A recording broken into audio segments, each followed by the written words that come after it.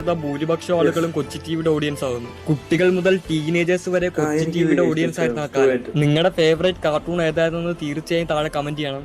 Kochi T V എന്നുണ്ടാക്കിയത് വലിയൊരു ചരിത്രം തന്നെയായിരുന്നു. അതിന് ഉദാഹരണമാണ് അവസാനം വരെ ഈ വീഡിയോ കണ്ട നിങ്ങൾ.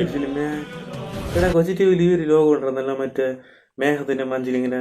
ഞാൻ അത് കാണാൻ വേണ്ടി രാവിലെ എണീറ്റ്, എന്താ പറയാ, രാവിലെ ഉറങ്ങി എണീറ്റ് അങ്ങനെ വന്നിരുന്ന് കാണുമ്പോൾ വിഷുവായിരിക്കും കേട്ടോ. അത് കാണാൻ നല്ല രസമായിരിക്കും.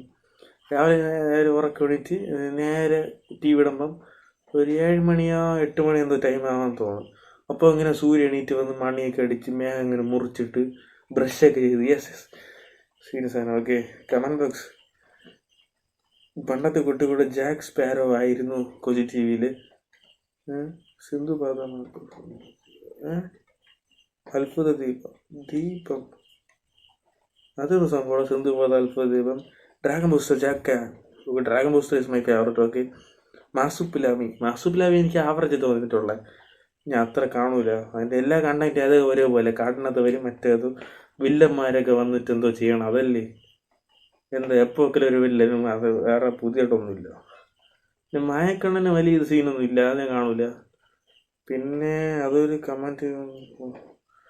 ഓക്കെ, അതൊക്കെ ഒരു ഓക്കെ. മാസുപ്പിലാമി,